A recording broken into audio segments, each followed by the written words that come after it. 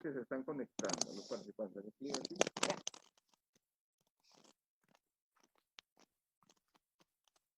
Bueno,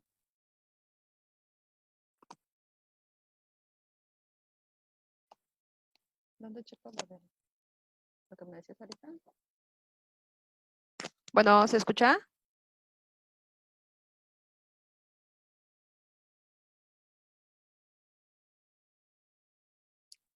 Buenas noches, ¿se escucha?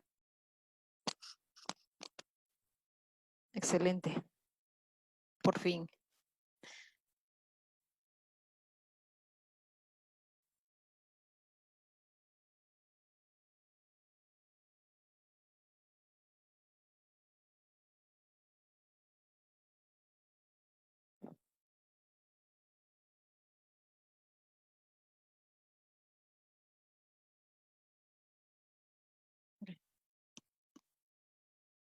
¿Sí se pueden ver las diapositivas? ¿Se proyecta bien?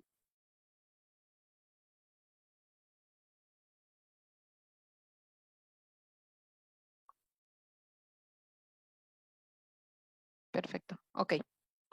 Bueno, vamos a tratar de no demorar mucho porque ya tuvimos demasiado retraso. Buenas noches. Como ya saben, mi nombre es Susana del Carmen Ruiz Bacelis. Ese es el curso número 2 de cocos gram positivos de interés clínico. Ok. Bueno, parte importante del área de microbiología es realizar un buen aislamiento de los microorganismos para que podamos, eh, a partir de ahí, realizar una adecuada identificación y una adecuada sensibilidad. Es a veces posible que en algunas muestras se haya crecimiento mixto. Entonces, si no realizamos un buen aislamiento, eso nos va a impedir que podamos realizar una adecuada identificación y, por supuesto, una adecuada sensibilidad. Entonces, es muy importante, dependiendo del tipo de muestra que vamos a sembrar, si son muestras que sabemos que ya le hicimos la tinción de Gram, lo que comentábamos la vez pasada, es muy importante siempre realizar la tinción de Gram en las muestras directas, independientemente que el médico lo solicite o no, siempre es importante realizarla porque esa parte nos va a servir a nosotros como punto de apoyo, para saber qué podemos aislar. Dependiendo de los microorganismos que observemos en la tinción de Gram, si es, por ejemplo, una muestra de herida, un sedimento urinario que le realizamos una tinción de Gram, dependiendo de lo que observemos, vamos a poder realizar o tener una idea más o menos de qué podemos aislar en el desarrollo del cultivo. Entonces, cuando realizamos la siembra de la muestra, si son muestras que vimos que la tinción de Gram está con gran cantidad de microorganismos, debemos realizar la siembra. Por ejemplo, inoculamos aquí, como aparece en la imagen, realizamos el estriado. Si es una muestra que como comento, tenemos la posibilidad de aislar una gran cantidad de microorganismos, es conveniente en este punto esterilizar el asa, de volver a enfriar y terminar estriando. Dependiendo qué tantos microorganismos tenga en la tinción de Gram, es conveniente a veces esterilizar nuevamente el asa y seguir estriando, sobre todo para que podamos recuperar microorganismos aislados e independientes, con lo que podamos ver adecuadamente la morfología al final del aislamiento, que se vea perfectamente la morfología, podemos ver las características de la colonia, si es un microorganismo hemolítico, el tamaño de la colonia, el color de la colonia, todas las características que podamos recuperar de ahí.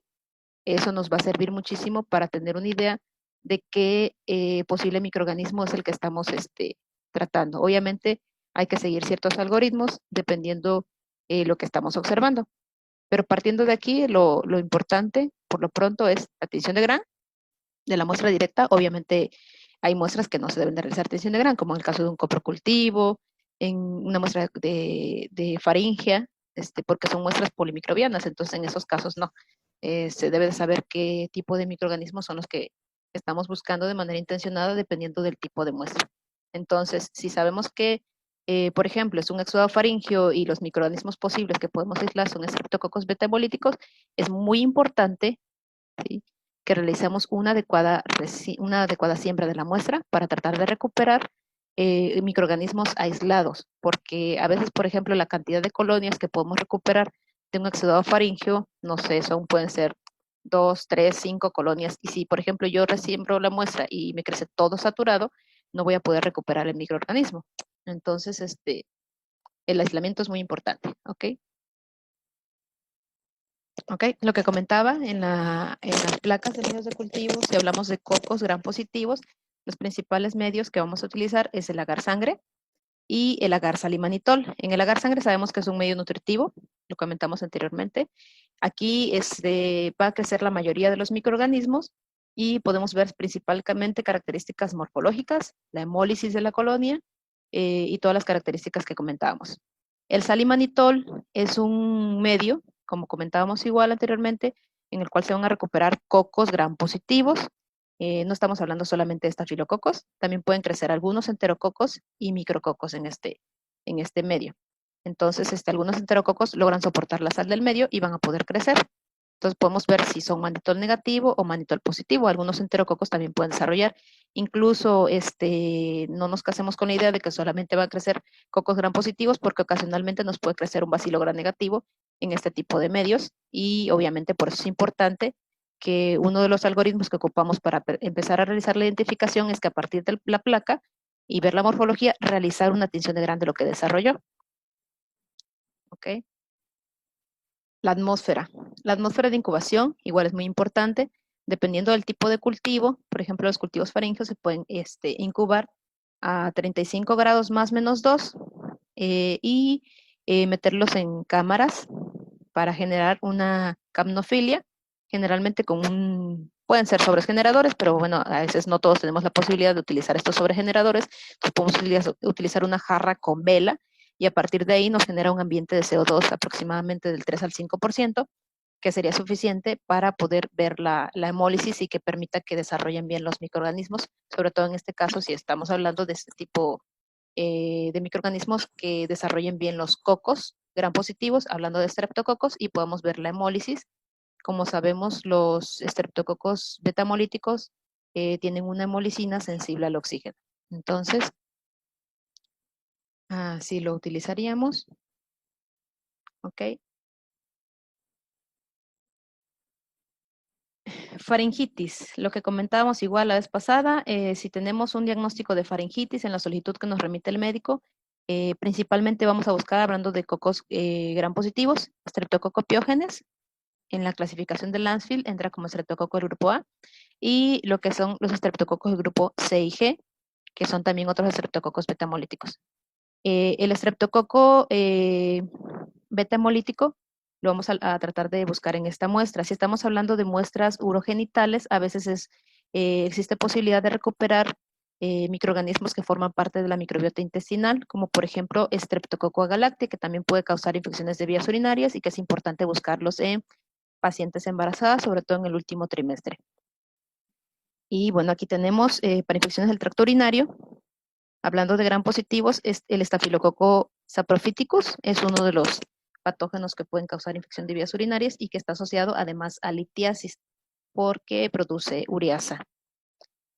Podemos aislar enterococos y también causantes de uretritis, estafilococcus saprophyticus. El estafilococcus saprophyticus, como sabemos, se puede aislar frecuentemente en mujeres en edad fértil con vida sexual activa. Partiendo del desarrollo que tengamos en la placa, es muy importante realizar en los cocos gram positivos la prueba de catalasa. ¿Sí? Si son catalasa negativo, me voy a dirigir a dos géneros. Catalasa negativo generalmente me va a delimitar los géneros enterococos y lo que son los estreptococos. Si tengo una catalasa positiva, como la vemos aquí, vamos a utilizar, hablando de la catalasa, se utiliza, como sabemos, peróxido de hidrógeno al 5%. Entonces, para enterococos y estreptococos, vamos a tener una catalasa negativa, y del género estafilococos vamos a tener catalasa positiva. Aquí, a partir de aquí, el desarrollo de la placa, la morfología, valorar hemólisis, porque también hay estafilococos que generan hemolicina. Entonces, la morfología a veces puede ser muy similar, sobre todo por el tamaño de la colonia, entonces siempre es importante el gram y a partir de ahí luego la catalasa. Ok, si tenemos, si la muestra, la morfología de la colonia de los microorganismos, hablando de la tinción de Gram, si vemos cocos en racimos, agrupados en racimos, es importante realizar una coagulasa. Entonces, en la coagulasa se coloca aproximadamente 500 microlitros de plasma. Es importante utilizar un pool de plasma, entre unas 8 o 10 muestras, Sobre todo se recomiendan pacientes que tengan tiempos o fibrinógeno en una concentración normal y utilizar un control. O sea, si tenemos una cepa ya validada de, no sé, de un microorganismo que sabemos que es coagulasa negativo, la podemos utilizar como control negativo. Y tener también un control positivo, que puede ser una cepa de control de calidad, una TCC, un Staphylococcus aureus 25923, y nos va a permitir tener nuestro control positivo y también aparte utilizar un tubo para el paciente. Entonces aquí tenemos, por ejemplo, en este al hacer el movimiento, aquí vemos cómo está el plasma de este lado, es no se formó la fibrina, es una coagulasa negativa y esta es una coagulasa positiva.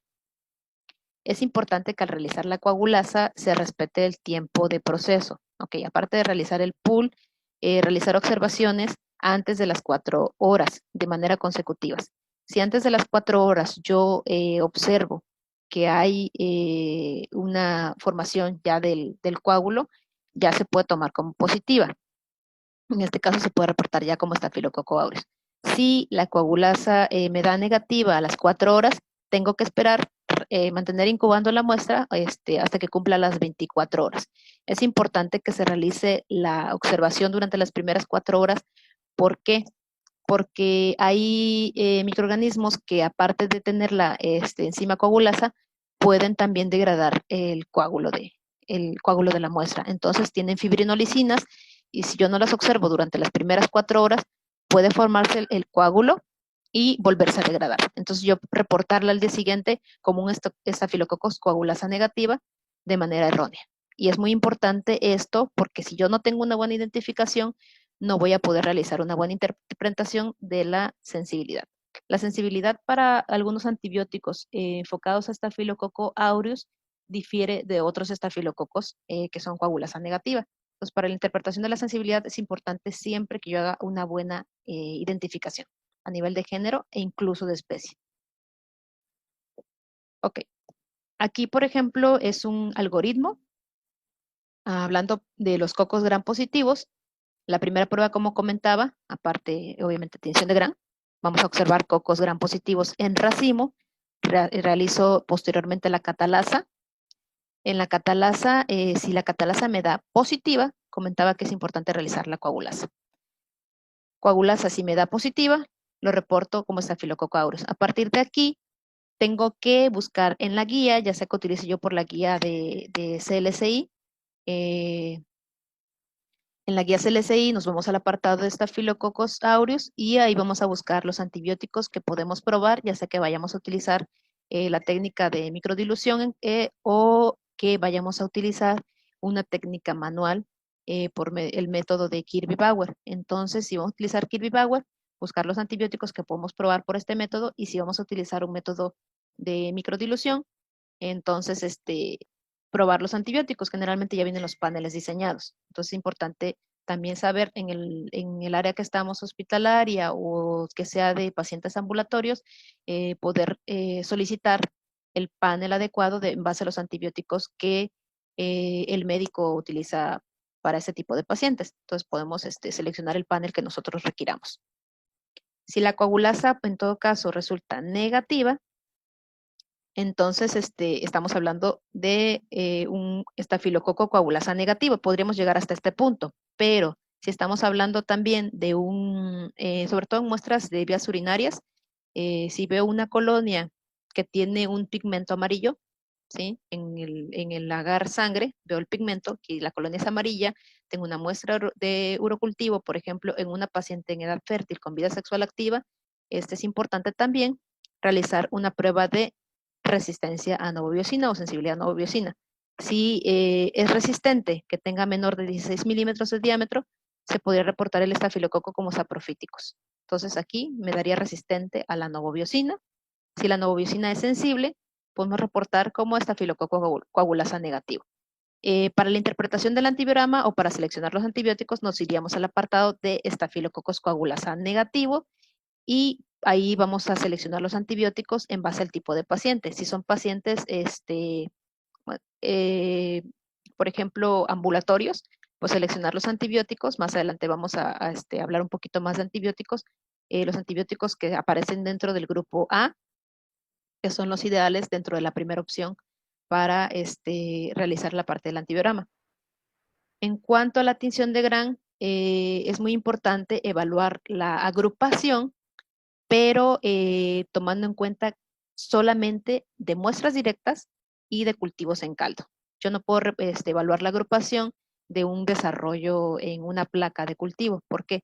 Porque ahí va a depender la agrupación de la cantidad de muestra que yo esté colocando en mi portaobjetos. Entonces, si la muestra es directa, sí puedo evaluar si hay agrupación. Entonces, si me mandan una muestra directa, supongamos de una herida, o estoy observando una tinción de un sedimento urinario, y yo veo microorganismos cocos gram positivos agrupados en racimos, ahí sí puedo reportar la agrupación, sobre todo cuando el médico solicita una atención de Gram para dar una terapia antimicrobiana empírica.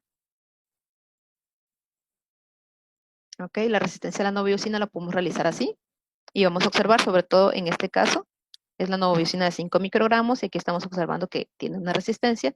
El diámetro se debe de medir para el antibiograma pasando exactamente por la mitad del disco de extremo a extremo.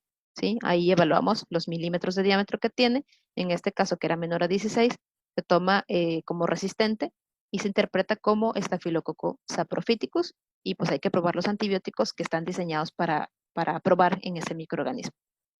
Aquí, por ejemplo, estos son oxalatos de calcio monohidratado. Como comentábamos, este microorganismo, al tener una ureasa, puede provocar o puede condicionar un riesgo de litiasis en el paciente. Pasando a otro punto, los cocos gram positivos, que son catalasa negativa, nos iríamos, como que comentábamos al principio, hacia dos grupos, estreptococos o enterococos. Si yo estoy viendo una catalasa que es negativa, tengo dos opciones, estreptococos o enterococos. Y voy a observar así, cocos gram positivos agrupados en cadena. Recordemos que la agrupación solamente la voy a tomar en cuenta de cultivos en caldo o de muestras directas, no de la placa. Si yo lo observo de la placa, puedo estar viendo falsamente una agrupación por la cantidad de muestra que yo le estoy colocando. Entonces no me voy a basar de ese punto. Catalasa negativa, entonces estreptococos o enterococos. Vamos a ver esta agrupación. Posteriormente, si la catalasa me da negativa, evaluamos la hemólisis. La hemólisis de la placa, si es alfa, se va a ver como una hemólisis verde. Si es beta, va a hemolizar completamente los eritrocitos y se puede ver a través de la placa, incluso. La alfa, pues, forma biliverdina y como hemoliza parcialmente la hemoglobina, tiende a tener este color, este aspecto verde. Y la gamma es solamente para entrar dentro de la clasificación, son los que no son hemolíticos. Entonces, alfa hemolizan parcial la hemoglobina, la beta hemolizan completamente la hemoglobina y los gamma hemolíticos son no hemolíticos. Entonces, si tengo una hemólisis alfa, ¿sí? Al tener una hemólisis alfa, vi cocos en cadena en la muestra directa o el cultivo caldo, tengo que realizar una sensibilidad a la optoquina. Entonces, al realizar la sensibilidad a la optoquina, vamos a evaluar. Entonces, la sensibilidad. Si la optoquina es sensible, lo puedo reportar como estreptococoneumonía. Si la optoquina es resistente, estaríamos hablando de estreptococos del grupo viridans. Los estreptococos del grupo viridans se llama grupo porque aquí entran muchísimos microorganismos, es grupo viridans, no es una especie, viridans no es una especie, es un grupo de microorganismos estreptococos, entonces alfa hemolíticos. ¿Ok? Una muestra, esta era de un hemocultivo, lo comenté en el curso anterior. Entonces, en esta observamos cocos en cadena, ¿sí? Aquí se puede reportar la agrupación, ¿sí? Cocos en cadena. Incluso si se la puedo reportar al médico, sobre todo en muestras que son urgentes reportar los preliminares, como los hemocultivos o un líquido cefalorraquídeo, yo tengo la obligación de que inmediatamente que tengo desarrollo en el cultivo, perdón, en la botella, si estoy utilizando botellas de hemocultivo para realizar el cultivo de líquido cefalorraquídeo o de hemocultivo, directamente de ahí realizo la tinción de Gram y tengo la obligación de reportarle al médico el desarrollo lo más urgente posible porque de eso depende también la vida del paciente. Se puede comprometer la vida del paciente mientras más horas pasen en que yo le pueda reportar un preliminar. De todos modos, los médicos, si tienen un paciente con una septicemia, inician una terapia empírica, pero es muy importante de que si la terapia empírica está direccionada a lo mejor contra otro microorganismo que el médico sospechaba, yo al reportarle el GRAN le puedo delimitar el tratamiento, en este caso que son cocos en cadena, le puedo apoyar para que pueda enfocarse en dos grupos de microorganismos, Streptococcus o Enterococo.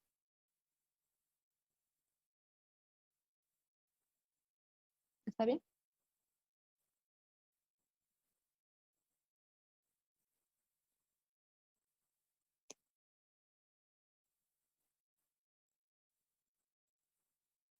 Ok. Si estamos hablando de cocos gram positivos y de igual manera son catalasa negativo, pero ahora tenemos hemólisis beta. Si tenemos la beta hemólisis, cocos en cadena con hemólisis beta, nos vamos a enfocar en otro grupo de microorganismos. En este caso, estamos hablando de,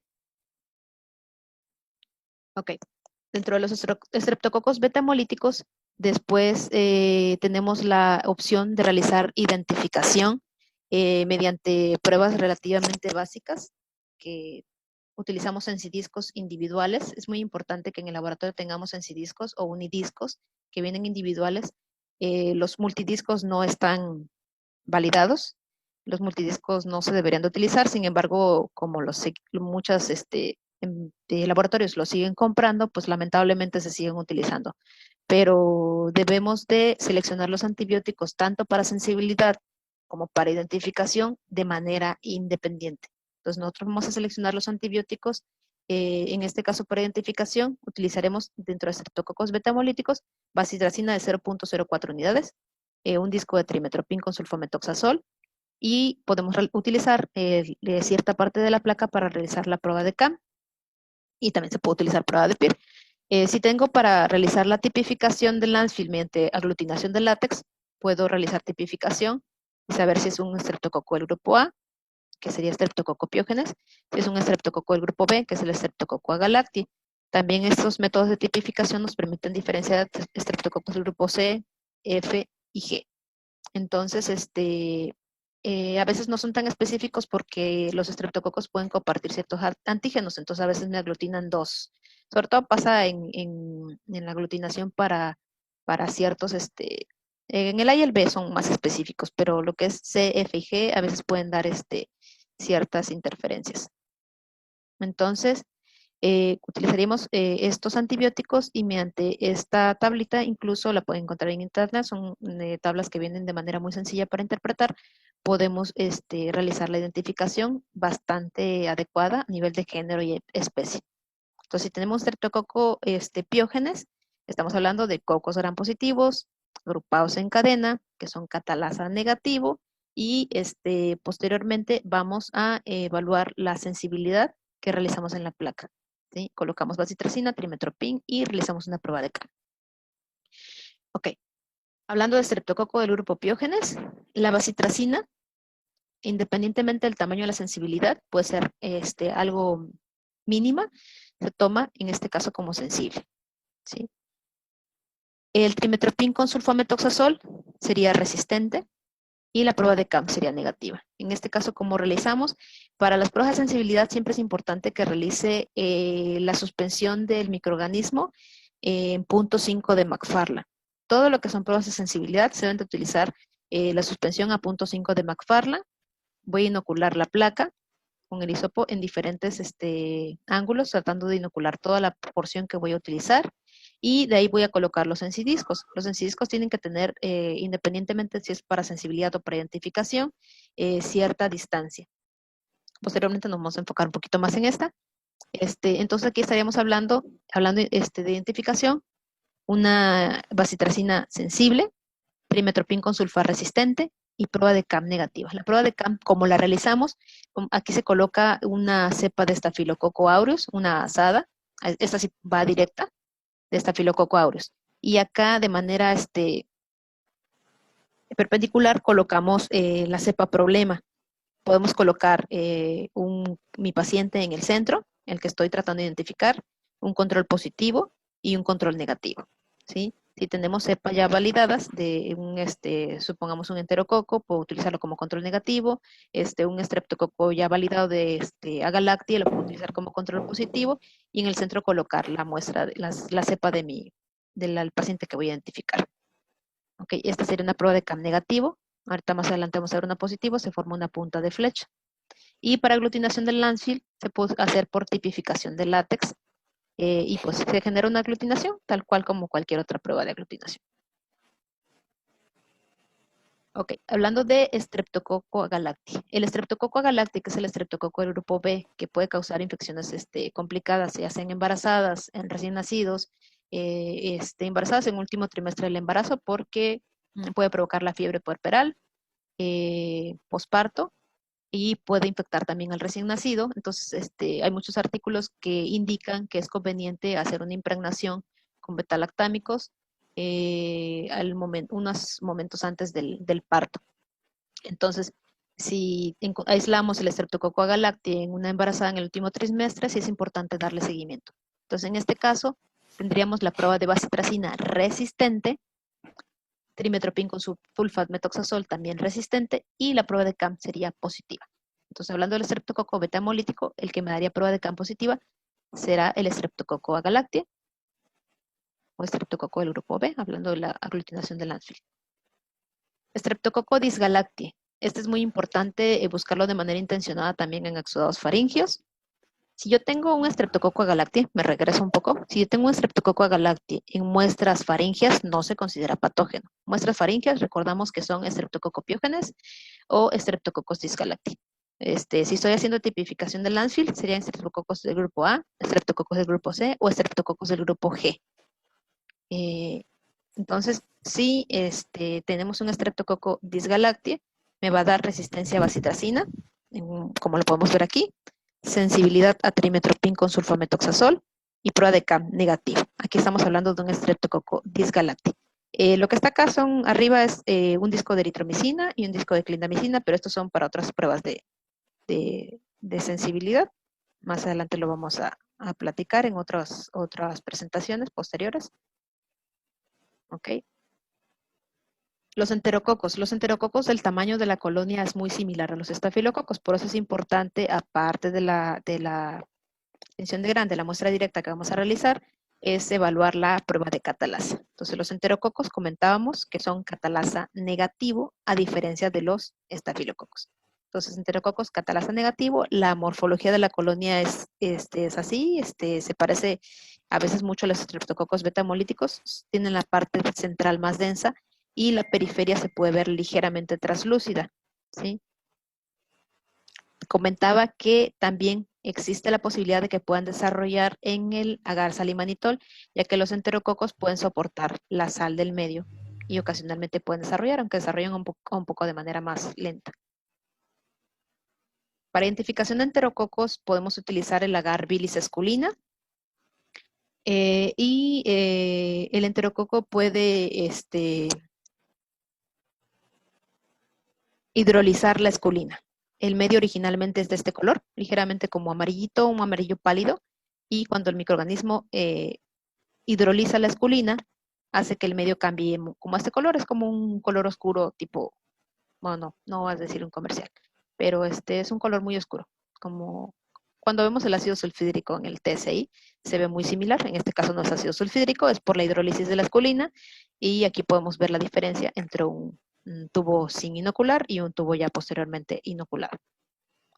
Hay que colocar a la par otro tubito en el cual tenemos un caldo. Aquí no lo coloqué, no tenía una foto a la mano, pero colocamos un tubo que tiene un caldo con BHI y cloruro de sodio al 6.5%, lo podemos preparar y a partir de ahí ver si hay turbides del medio y eso nos puede permitir de reportar enterococos de manera bastante confiable, sin nivel de especie.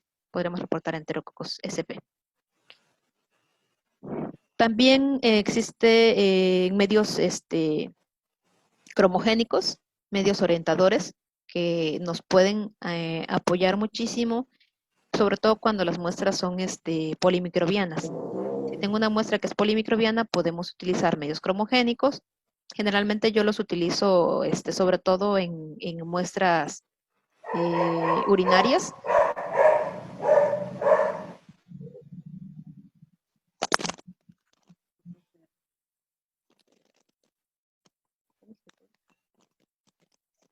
Bueno, yo lo utilizo en muestras urinarias y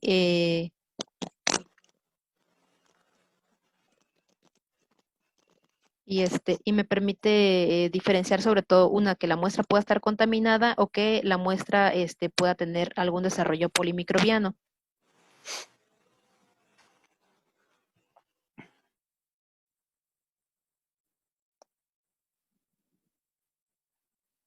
Okay.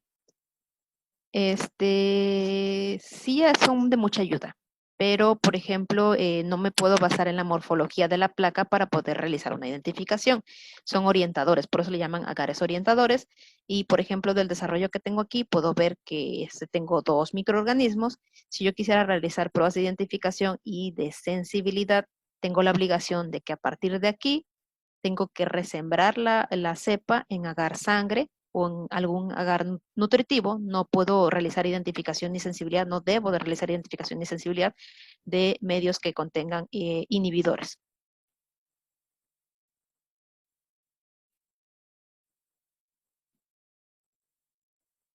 Okay. Lo que podemos ver aquí es una prueba. Si vieron en las diapositivas iniciales, había un acercamiento de discos en la prueba de identificación para los estreptococos betamolíticos, donde realizábamos CAN, sensibilidad trimetoprim con sulfa y abacitracina, anexaba otros discos que es eritromicina y este sería una clindamicina. Esta es una prueba de inducción para resistencia a clindamicina, se le llama test D o test de resistencia inducible a clindamicina. En este caso, la eritromicina induce la expresión de la resistencia y se puede observar un achatamiento, pues se llama test D, ¿sí? Por la forma de la inhibición. Originalmente, si yo no hubiera colocado o acercado este disco, puedo observar un diámetro bastante amplio y yo falsamente reportar sensibilidad a este tipo de antibióticos. Por ejemplo, en este caso, yo falsamente lo hubiera reportado si no hiciera esta inducción de resistencia, lo reportaría falsamente como sensible. Hubiera observado solamente el diámetro, si no colocara esto, sensible falsamente a clindamicina. Entonces, si yo observo este mecanismo de resistencia, tengo la obligación de reportar que la cepa tiene una resistencia inducible a clindamicina y eso, ¿cómo se interpreta? En esta parte ya entra la interpretación del antibiograma. Interpretación del antibiograma no incluye reportar solamente sensible, intermedio, resistente. Interpretar el antibiograma es evaluar los mecanismos de resistencia, es evaluar que los grupos de antibióticos, debo de saber, tengo la obligación de saber qué antibióticos incluyen qué grupo, por ejemplo, macrólidos, lincosamidas, a qué grupo pertenecen y a qué nivel del microorganismo están actuando. Si están inhibiendo la síntesis de proteínas, porque por ejemplo este es de un grupo y se encarga de inhibir la síntesis de proteínas, las clindamicinas, que son las lincosinamidas, y las estreptograminas del grupo B también actúan a nivel de la síntesis de proteínas, a nivel de ribosomas. Si yo estoy observando tres grupos antibióticos y veo, por ejemplo, este efecto en este caso, puedo y reportarle que tiene una prueba de resistencia inducible positiva y en este caso no se deben de utilizar macrólidos, lincosamidas ni estreptoraminas. Se deben de reportar resistente todos estos antibióticos. No, estos que menciono son grupos. Dentro de cada uno entran múltiples antibióticos, entonces son como 10, 15 antibióticos que no se van a poder utilizar en este paciente. Si yo no hago la prueba, los puedo reportar falsamente sensibles y si el médico da ese tratamiento, no le va a servir el tratamiento al paciente. Bueno, aquí podemos ver las referencias que utilicé, que fue la página de SEIM. En la página de SEIM pueden encontrar artículos de libre acceso en español y ahí vienen artículos bastante completos que podemos eh, descargar y utilizar. Bueno, quien descubre la verdadera amistad se encuentra con un tesoro. Espero que les haya sido de utilidad esta plática. Una disculpa por todos los inconvenientes que tuvimos anteriormente. Traté de realizar la publicación desde Facebook Live, como la ocasión anterior, pero creo que ya no lo vuelvo a hacer. No me fue de mucha ayuda y al contrario me generó muchísimo estrés. Pero bueno, gracias a Dios ya pudimos realizar el tema, la presentación. Entonces vamos a leer algunos de los comentarios. No sé si tengan alguna duda, alguna aportación. Todos los comentarios o lo que sean aportaciones son bienvenidos.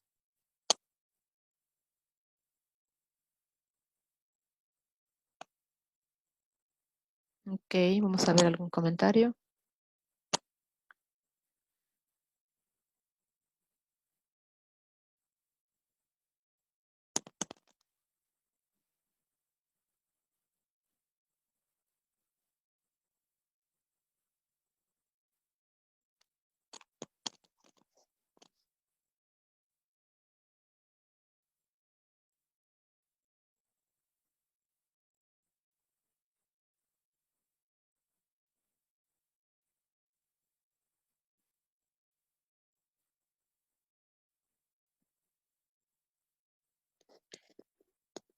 Químico Pedro.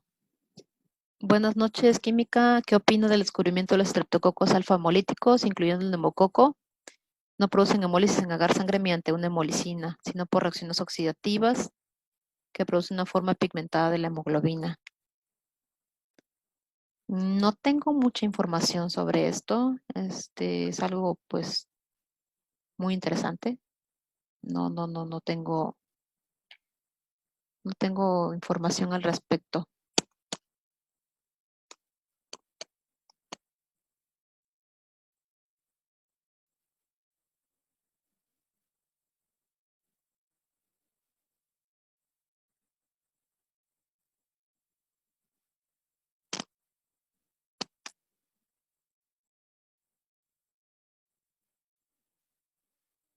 Comentan de una duda en base a un artículo publicado por el doctor Jorge Beidal. Excelente investigador. Estuve en un curso que dio hace poco por en línea también. Y sí, sí, la verdad que bastante interesante y sí, conoce muchísimo. Obviamente a eso se dedica, la investigación, pero sí es excelente.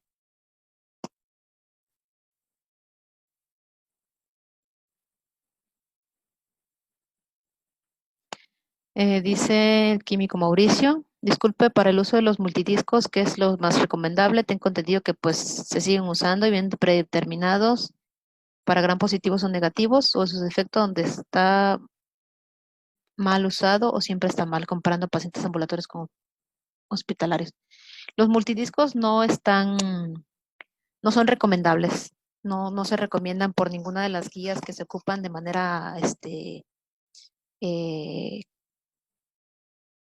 frecuente. Está la guía de CLSI, está el EUCAS, que son los que nos dan las pautas para poder realizar CLSI saben que se utiliza para muchísimas áreas, incluso de toma de muestras, tienen estandarizado todo, pero para la parte de sensibilidad se recomienda utilizar los sensidiscos. Los multidiscos no son recomendables, lamentablemente, como comentaba, mientras se sigan distribuyendo y mientras las personas que están en el área de bacteriología no se actualicen, sí, lamentablemente se van a seguir ocupando. Pero estos multidiscos traen antibióticos, algunos pueden venir con cercanía y provocar ya sea sinergia o provocar antagonismo, cosa que nos va a alterar toda la interpretación del antibiograma. En la guía de CLSI se menciona incluso la distancia que se debe mantener entre los sensidiscos, que viene siendo entre 2.5 y 3 centímetros de borde a borde. Entonces, esto no lo respeta no lo respetan los multidiscos, no respetan la ubicación. Nosotros tenemos la obligación de saber en parte con base al tipo de cultivo, al tipo de paciente, si es una paciente embarazada, como comentaba en el curso creo que anterior, lo mencioné, si es una paciente embarazada, si es un niño, si es un paciente con daño renal, eh, independientemente del paciente, y también de la edad del paciente. Vamos a seleccionar también, dependiendo del sitio de la muestra, qué antibióticos vamos a utilizar. No voy a colocar los mismos antibióticos en todos los pacientes, porque hay antibióticos que difunden muy bien a nivel de tejidos blandos, a nivel del sistema nervioso central, dependiendo del tipo de cultivo que yo esté realizando y la cepa que estoy aislando es el antibiótico que yo voy a utilizar.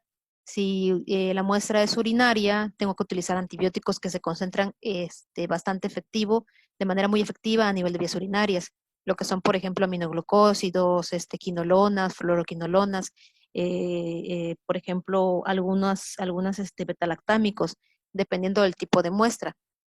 No voy a utilizar los mismos antibióticos para todos los pacientes. Por esa parte es importante que yo conozca los grupos de antibióticos y que también conozca los mecanismos de acción de los antibióticos, porque los mecanismos de acción, el conocerlos me va a ayudar para interpretar el antibiograma, ver si, por ejemplo, a lo mejor la bacteria tiene una mutación, no sé, al nivel de los ribosomas y por esa razón lo que son los macrólidos, lincosamidas y estreptolaminas me están haciendo un efecto de resistencia. Si tiene, por ejemplo, cierta expresión en cuanto a la resistencia de los antibióticos, yo tengo que saber interpretar esa parte.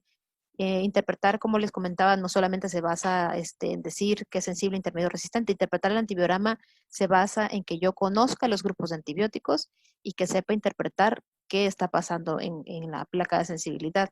Si hay, les comentaba, la expresión de los mecanismos de resistencia, hay antibióticos que actúan a nivel de la síntesis de ADN, antibióticos que actúan a nivel de la pared. Entonces yo tengo que saber esa parte. No solamente los betalactámicos actúan a nivel de la pared, hay otro grupo de antibióticos que también actúan a nivel de la pared. Entonces yo puedo sospechar qué tipo de alteración tiene el microorganismo y por esa razón me esté condicionando la resistencia. Pero más adelante vamos a hablar de los antibióticos.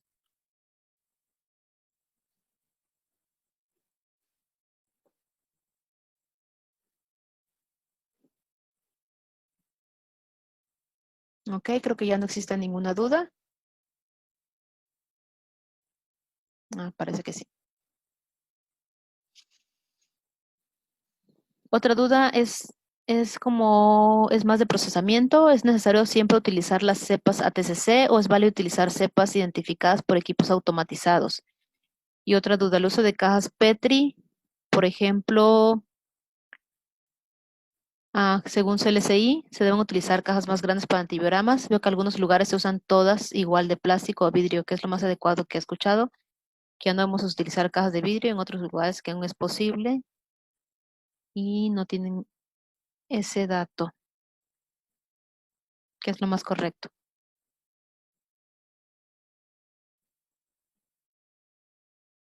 Las cepas ATCC,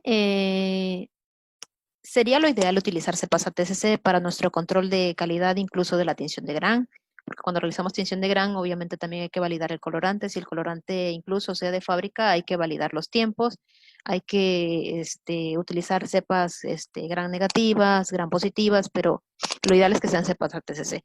También existe la opción de que nosotros validemos la cepa, o sea, realizar una prueba bioquímica, obviamente aislar la cepa adecuadamente y realizar las pruebas, validarla, me refiero a validarla con base a la cuestión bioquímica. Hago la identificación bioquímica y puedo tener cepas validadas y existen también ciertos mecanismos naturales de resistencia en algunos microorganismos. Esta parte también me puede ayudar para hacer una buena identificación, sobre todo como lo que comentábamos, el Staphylococcus saprophyticus se utiliza para identificación el hecho de que la cepa es resistente natural a la novobiosina, entonces es parte de las pruebas de identificación. La Klebsiella, por ejemplo, es resistente natural a la ampicilina. En la guía de CLCI, en el apartado, está casi al final, aparece como un apartado de resistencia intrínseca. En ese apartado de resistencia intrínseca, en la guía de CLCI, podemos encontrar las resistencias naturales de las cepas silvestres, o wild type, como les llaman, este tipo de cepas, las resistencias que expresan, sobre todo, por ejemplo, les comentaba, la Klebsiella es resistente natural a la ampicilina, la Escherichia coli no es resistente a ninguno de los betalactámicos de manera natural. Obviamente las cepas que ya están con ciertas alteraciones, pues sí me van a expresar ciertas resistencias, pero si la cepa es silvestre, por ejemplo, las cepas, la ventaja que tienen las cepas ATCC es que me dan las cepas validadas con ciertos, en base al número de la cepa, ya puedo buscar en la guía y saber cuál es su perfil de sensibilidad o resistencia. Si es una cepa wild type, igual lo puedo ver en la guía. Ya de hecho es muy raro encontrar cepas de Escherichia coli que son sensibles a todos los antibióticos, a todos los betalactámicos. O sea, realmente cuando ahorita me emociona más ver cepas que son sensibles a todos los antibióticos que ya ver las resistencias. Es mucho más frecuente.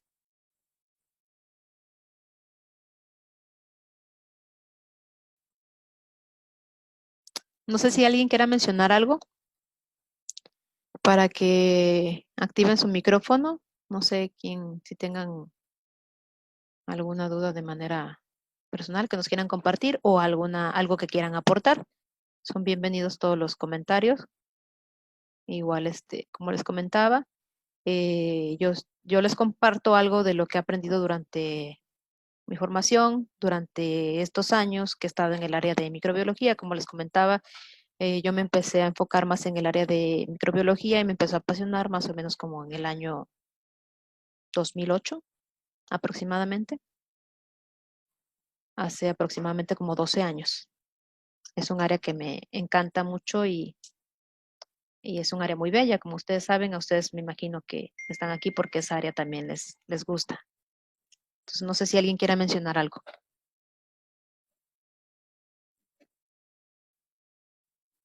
Ah, las cajas Petri, comenta el químico Mauricio, perdón, se me olvidó mencionar esa parte. Las cajas Petri, lo recomendable son las de plástico para desecharlas, o sea, se deben desechar, no es conveniente ya utilizar cajas reutilizables, sobre todo por la gran cantidad de microorganismos que podemos observar en la actualidad, que son multiresistentes y mientras menos contacto tengamos, manipulación, sobre todo, sería lo más factible. De hecho, ya hace mucho tiempo que yo no veo cajas de vidrio, solamente para las prácticas en las escuelas, creo que las he vuelto a ver, pero de ahí en fuera en la parte operativa a nivel de los laboratorios y hospitales ya no los he visto. Pero sí es más conveniente las de plástico. Bueno, creo que, no sé, creo que nadie tiene algo por compartir. Les agradezco mucho por su tiempo, por su paciencia y por esperarme hasta esta hora. Una disculpa por la demora, pero bueno, pudimos realizar la transmisión. Gracias a Dios. Que pasen bonita noche y posteriormente estaré compartiéndoles la información para el siguiente curso. Espero que les interese. Lo hago este, de manera desinteresada. La idea es compartir y pues que ustedes también compartan lo que han aprendido durante su desarrollo, en la parte práctica de laboratorio. Y bueno, les agradezco mucho. La guía de CLSI, no sé si alguien la tenga, si tienen alguna otra duda, con todo gusto me pueden enviar mensaje por inbox. Este, contesto relativamente rápido, en pocas horas, pero sí el mismo día.